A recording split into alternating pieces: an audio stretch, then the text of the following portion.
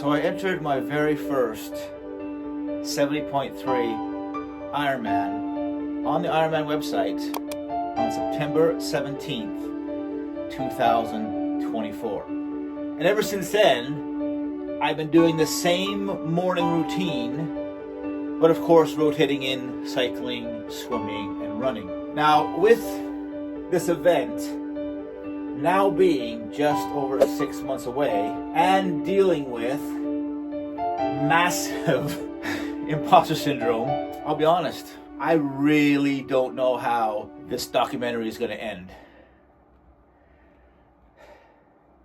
Let's find out.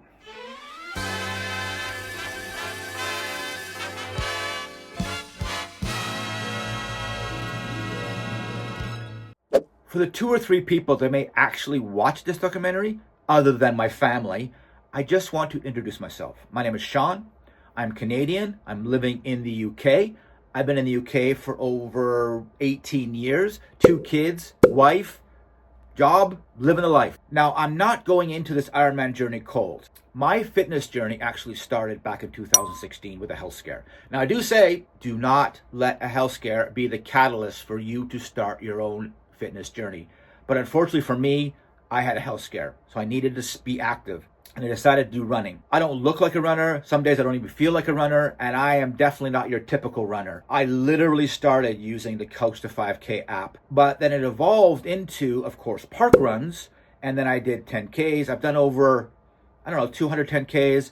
I've done about 25 half marathons. I've done 1 marathon and 1 50K ultra. After the ultra, I needed a next challenge, and it just landed on triathlons. I didn't know anything about triathlons. I didn't know how to do it. I didn't know really what they entailed. But I did actually enter duathlon in late 2023, which piqued my interest. Then I actually found a great company, uktriathlons.co.uk.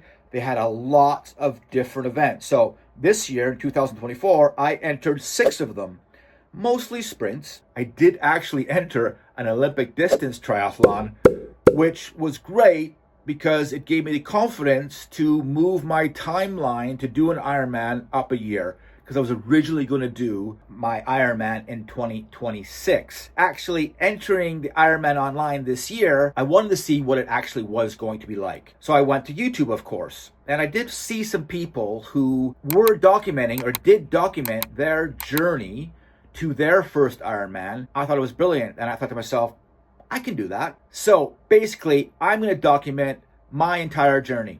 With my event being only 6 months away, every month, starting in January, I'm going to sort of give you updates, feedback, thoughts, how I'm doing, what I'm doing, and ultimately, it's going to end with me at the start line of the 2025 Swansea 70.3 Ironman. So let's see what I did in January to help me cross the finish line of my first Ironman.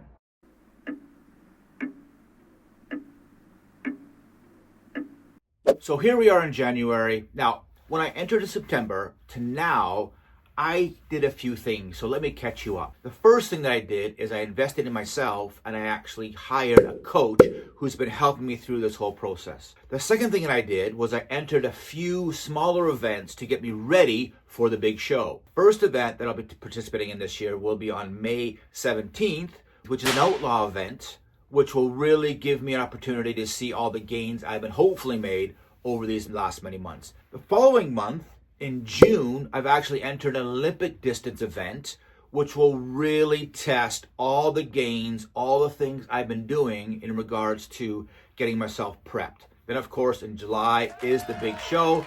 And then following that, 1 month later, I got a really small event. It's just a very short sprint event. That's in York, which I'm going to have fun doing if I survive the Ironman. Now, during the month January and prior to January, I have been doing most of my workouts in the morning. I usually work out probably an hour and 15 minutes before work. Sometimes I do double ups and I do some after work, but I'm not quite there yet, according to my coach. On the Saturdays, I would actually do my runs. They would be 60, 90 minute, 2 hour runs to help me get my foundation solid And then on Sunday, I would do the long rides, which would be 90 minutes, 2 hours, 2.5 hour rides so far. That's where we are at in regards to training. And the thing is that as we progress, I am told that it'll get harder. There'll be building sessions, there'll be rest weeks, there'll be all these things that I'm still learning as we go. That's what I needed a coach for. A coach was somebody who could fill the gaps, the knowledge gaps that I have when it came to actual doing a triathlon. And it's helping me become a better athlete and hopefully get me to the end of an Ironman. Well, in January, it hit me. The flu that kicked my ass. And for the first time in probably 8 years, I didn't do any exercise for an entire week because I was just too ill. Chills, headaches, fatigue, nausea, vomiting, everything just had me on my butt. Just dealing with this bit of a chest infection and shortness of breath. I'm hoping that I haven't lost any of my fitness. Let's see what February brings.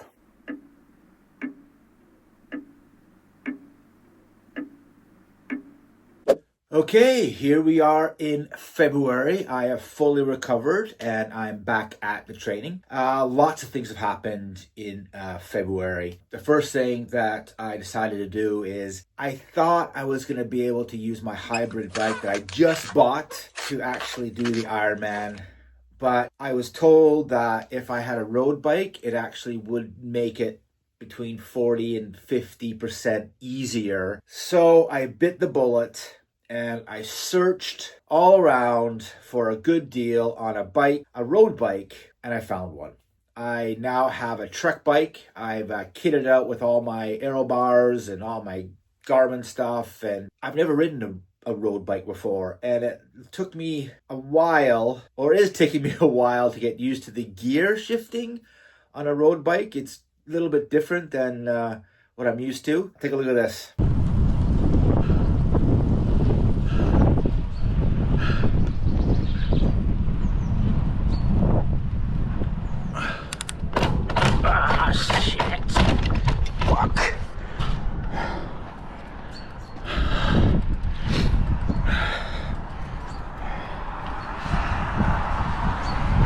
Yeah, that's not my greatest moment. So I got a new bike. The second thing is quite significant. I decided to part ways with my coach. Aww. Yes, Coach Craig, great coach. Nothing against him. Very knowledgeable, fantastic coach. I just felt we didn't have this connection that I hoped we would have as a coach athlete. Now, I'll be honest, I don't know if anyone could have filled those expectations, but I decided to go on my own. I now have a plan that I've created. Now, it's based on the Training Peaks plan that I've been doing, but it is something I'm quite proud of that I've come up with, and it allows me to see my gains that I wanted to see. I have now these stats and these graphs. So unfortunately, I'm no longer a coached athlete. I'm doing it myself. And I decided that this month it's time to unleash the new shoes that will carry me to the finish line of the 2025 Swansea Ironman. They've been sitting around for about a couple of months since Christmas. And now it's time to get them out, put them on, and break them in. So it's been a big month. I feel my training has really progressed a lot. I'm hoping that all of this work, all of this new tech will help me get to the finish of the Ironman. Now, let's see what March brings.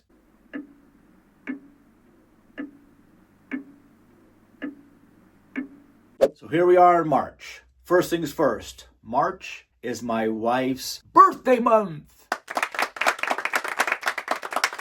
Yes, so congratulations and happy birthday to my lovely wife, Wendy. Second thing, I have been trapped in this zone 2 hell for seems like forever. Every run, every cycle, every indoor cycle has been in zone 2. And I am just chomping at the bit to get this season started. So much so that I'm not going to wait till May, my outlaw event.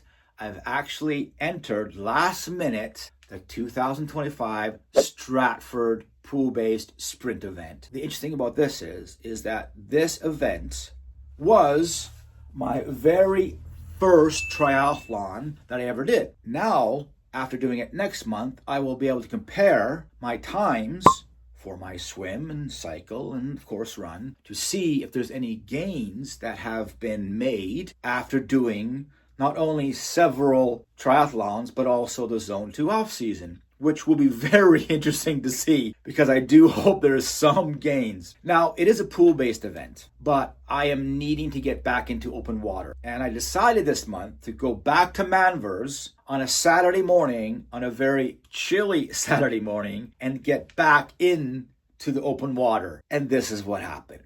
So the idea was to come out on Saturday to just get used to it and see how it is. And I have the thermal suit and the socks and such, but I started going and my face like literally froze up. So I don't know if I'm going to be doing any lengths today, but it's cold, but I'm glad I'm here. I think I might try to get some video of me swimming, but water is like 8 degrees or something, I don't know, but it is colder than I thought it was going to be, even with a thermal suit. Anyways, that's me. Yeah, so that happened. Now, my local swimming baths or my local swimming pool is actually been closed for the last 2 months, and I just got word that they're not being open until June, so practicing in a pool is out. I'm going to have to get back into the open water. So I'm just hoping that next month it'll heat up so that I can get back into open water. So lots of things happen in March. I'm still chugging along. Let's see what April brings.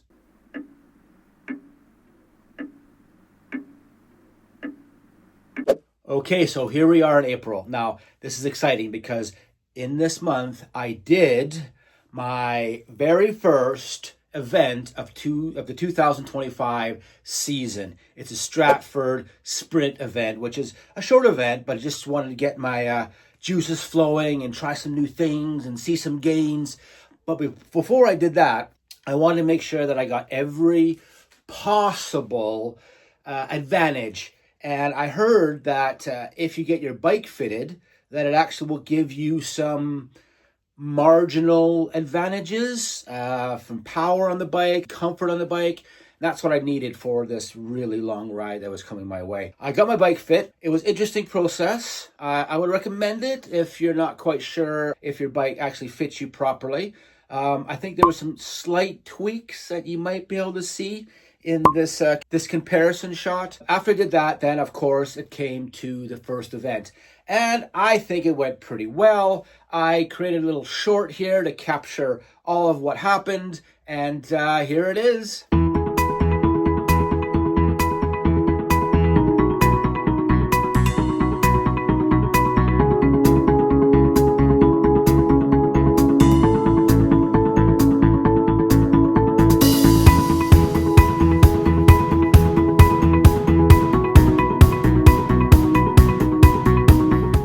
Yeah, because I actually had done this event before last year, I was able to see some of the gains. So here was my results from this year, and here are my results from last year. Pretty good. I actually reduced my time by 9 minutes, which I think was great. I felt good. I felt strong at the end. That's exactly what I wanted going in to this year, especially with the Ironman just around the corner. So that was April. Let's see what May brings.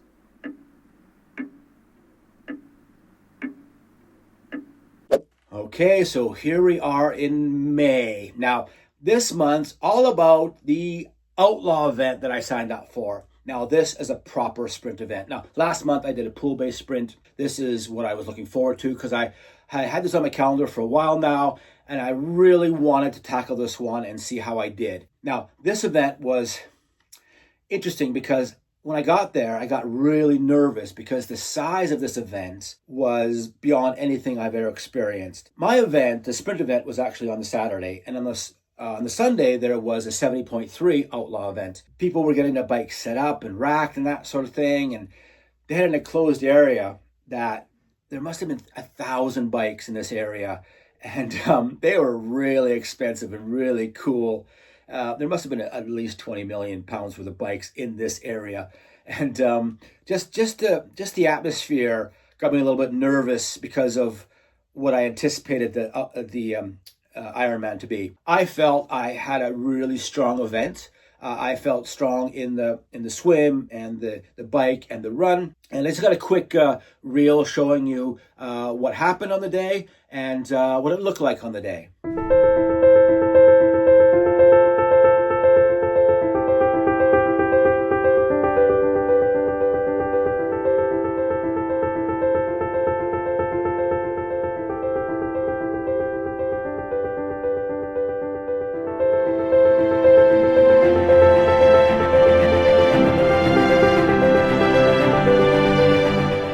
Now, I felt strong. Here are my official results for this event. And like I said, I really felt I could have gone further. I felt I could have gone faster. But I am just preparing myself for the big event in just a couple months. So that's May. Let's find out what June has to offer. We're getting close, folks.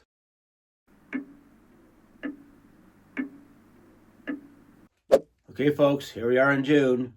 Just 4 weeks away from the big show. And I am nervous and excited, scared. Not only am I training physically, but I'm training mentally. And I have, of course, downloaded all of the things that I need to read. They sent the video sort of for the orientation. I watched that, studied that. And what I'm finding is that I think the biggest weakness I have going into the Ironman is probably the cycle. And so what I've been doing is ensuring that I study the route. So I have, of course, the route here that I give you online, but I have found some videos that really break down every bend, every hill, every gradient online, which have been super useful. Not only that, I use those videos and other research to make these sort of cheat sheets as to when the hills are, what the gradients are, how long the hills are, and these are really going to be useful on the bike for me to sort of get myself in a mindset to tackle these hills. And in a few weeks, I'm going to be doing my final sort of race simulation weekend, where I'm going to do the 1.9K swim, and then I'm going to come home and I'm going to do, I don't know if I'm going to do a full 90, but I'm going to probably try to do 70, 80K ride. And then on Sunday, what I plan to do is I'm going to go for maybe not a full half marathon, but maybe a 13, 14, 15, 16K run. And hopefully that will give me the confidence to be able to finish. So this month, I did an Olympic size event, because I'm just progressing. So I did the sprint, I did the other sprint, and now I'm doing the Olympic. Now I can never pronounce the name of this event, but it is a UK triathlon event. And the only twist to this story and this event is that they found blue algae in the water, so they turned it into a duathlon the day before the actual event. And I wasn't sure if I wanted to do a duathlon, but I paid the money, and so I decided to do it anyways. And let's just say it was different. It just felt different. I really wanted to really get in the water and really have that experience, but I couldn't. It was tough, but I felt strong at the end, which was good for my confidence. I felt I could have continued. My cycle went really well, and here were the results of my event. And I'm getting nervous now just thinking about what's happening next month, and it's hard to explain how I'm feeling. It's a sort of a calm before the storm sort of thing, and I'm taking this time to really focus in on the mind part of it. I think my fitness is there. I think my strength is there. With all the research I'm doing, I think it's going to really help. So That was June. And the next time you see me, folks, I will have finished my very first 70.3 Ironman.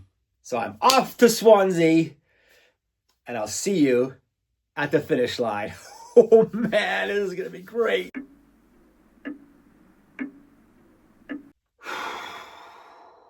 First off, full transparency, I'm not doing this specific video in July.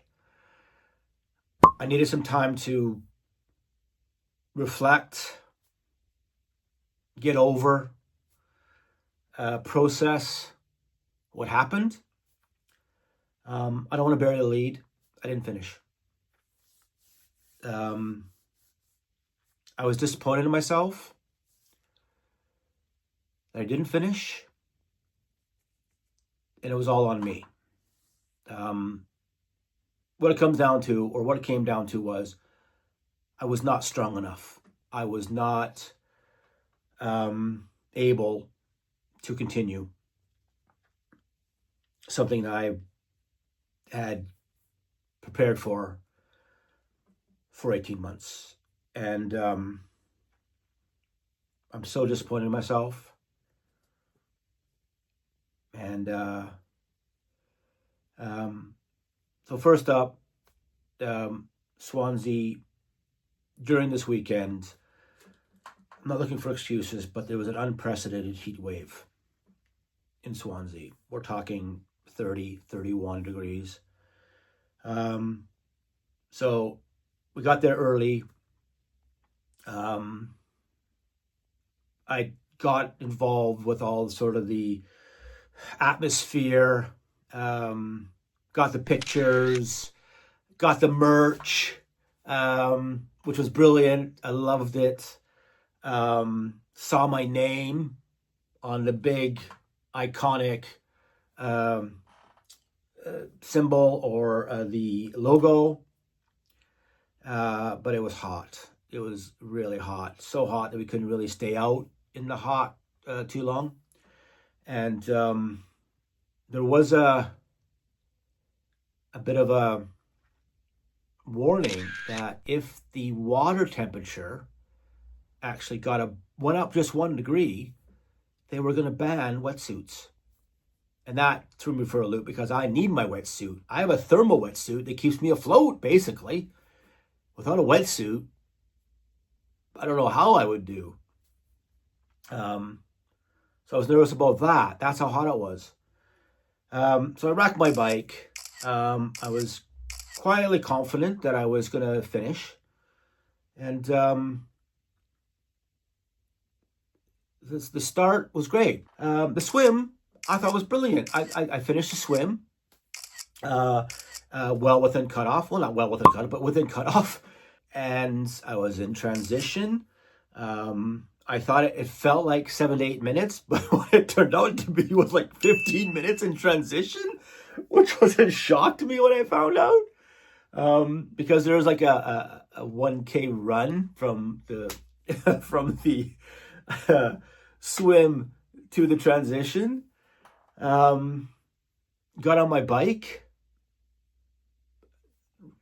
confident, ready to go. I was so laser focused. I knew exactly where every bend was, where every hill was.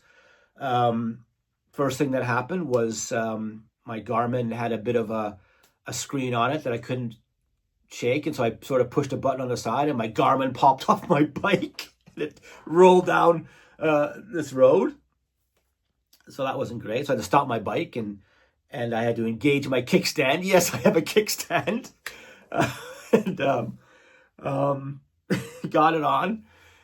And then I was off to the races. I knew that I needed to maintain a pretty good speed on the flats on the downhill. And I was doing well. I was doing really well. And I was entering the mumbles where I knew the first hill was coming. I went to get some water or some electrolytes to get myself ready, prepared. I put my water bottle back down. I dropped it. It rolled off. I lost the water bottle. Great start. So I hit the first hill, tackled the hill. I knew exactly where it was, got up this hill, fantastic. I felt strong. Um, it, it, I was so prepared for this bike event that I felt I'd done the course already. I made it through the first cutoff, which was flying colors. I started to feel the energy just vanish. But I still kept going. I had a motorcycle behind me, and I then asked him, I said, am I last? He goes, yeah, you're last. And I went, but no one had passed me. But so was I the last person out of the swim, or I was just confused? So then we started going up more hills. I was tackling the hills. I was doing great. I asked the guy, am I still within cutoff? He said, yes. Keep going. Don't burn your matches, he said. He was motivating me. Then we sort of joined the people that were doing the first loop, and it was like massive people. I never rode with that many people around me. And I thought I'd gone the wrong way because I was with all these people. But I guess everyone had done their first loop. I was still doing my first loop. Everyone's going on their second loop. And so I felt I was doing great. I still felt fatigued, but I felt I was doing well. I knew that I had to maintain a certain speed. I think it was like 24K an hour. And I was doing that, but I was losing it because of the hills. But I knew I had to get that back on the downhills. So that's in my brain. I knew where all the gradients were and the hills and the bends. But then my chain dropped. Ah, shit. Fuck. I wasn't even doing anything. I just shifted a gear and it dropped. So I had to stop the bike, get the thing back on. Then I got back on it, and there was this chunking sound that I had never heard before. And I sort of shift gears to drop off again. And stop, put it back on, shift the gears, it fall off. It must have fell off 5-6 times that I can remember. Essentially, I could only use 3 gears. And the gear was the gear that I would use going uphill. So I could not get any momentum basically going downhill or on the flats. And by this time, my legs were feeling it. And I didn't know what to do about this mechanical issue. I was still going, but my speed was slowing down, and I think my body just gave up or something. I wasn't strong enough. I think my confidence just bled away. And I really knew at that time I wasn't going to finish this. And that hurt. That I lost all hope. And I actually had passed the second cutoff time. And I thought this was inevitable. I thought there was going to be somebody who's going to pull me over or sort of tell me stop. And we came to this sort of fork in the road where everyone went left back to Swansea where the finish line was. And I had to go right onto my second loop. But I look up ahead and there's at least 6 marshals there looking straight at me. And they said I can't continue. And I didn't say anything. They said, can I have your QR code on your wrist? I said, I didn't even say anything. I showed them to them. That beep was the end. But because I was still riding my bike, they said, oh, you can ride back to the end, to the start or the finish. And I went, okay. I wasn't sure if I wanted to. I wanted to sort of stop and lick my wounds. And And but it was sort of interesting because I was riding back, and everyone assumed that I was with all the finishers, but of course I wasn't. And so they, oh, good job, Sean, go Canada. And I just said if they knew. So I got a sense of what it would have felt like if I finished the bike ride. I was devastated. It was, I can't even describe how disappointed I was, because I thought to myself, even without the mechanical, I'll be honest, I don't think I could have finished it. I wasn't strong enough. I couldn't actually finish. And that was the most disappointing thing, because I don't know what I could have done in my training that would have prepared me to do it faster, stronger. I had the consistency. I had all the things that I felt I could have needed to finish. And it was, I had accepted it. And when I finally got back and I racked my bike and I got all my thing while everyone was doing the run, it was still hot as hell out. I sort of had this acceptance, like, yeah, I wasn't strong enough. I wasn't able to do it. And, but I'm glad I showed up, and I'm glad I tried, and that sort of thing. And so on that day, I had this acceptance sort of wash over me. And in 2 days after the Ironman, it was time for me to get my M. tattoo. Now, I had it picked out. This is exactly what I wanted. Here's what I wanted. And of course, I didn't get it because I didn't earn it. And I changed the design last minute. But while I was getting the tattoo, it hit me how important this was to me. It was not a good day. Ever since then, I have asked myself what I could have done. I don't think I could have done anything different with the time frame and all the things that I could do for my training. But I still wear the merch. I am proud that I have the merch, and I have the hats, and I have the shirts, and I have all those things. I still wear them because I did show up. I did pay the money. I did earn to start. I just didn't finish the damn thing. People reached out to me on social media when I declared this. I did an emotional reel. Was overwhelming. Everyone saying, use it as fuel for your next one and re-sign up and all that sort of thing. And right now, not going to do it. I can't go put myself through that again. 18 months of all that work, and I couldn't finish it. It's hard for me to put everything that happened in this video, and I'm going to do a shameless plug because I have been writing this book. This is my second book. My first book, just finished, was all about my running journey from couch to 5K to a 50K Ultra. This one continues on really the same, this continues on from the 50K Ultra to my Ironman. And I have been writing it as I've been going along, and it has every single detail about what happened, about how I felt, what I would do different, and has a story in there regarding my wife Wendy's reaction that I'll let you read in the book.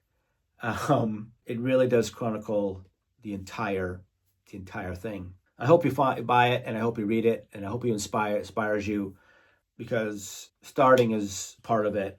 Finishing would have been great, but I have an ending to my book that transcends me finishing an Ironman. I'll just leave it at that. I don't want to ruin it for you, but the ending of the book is probably more important to me than finishing the Ironman, because it's attached to why I went on this journey.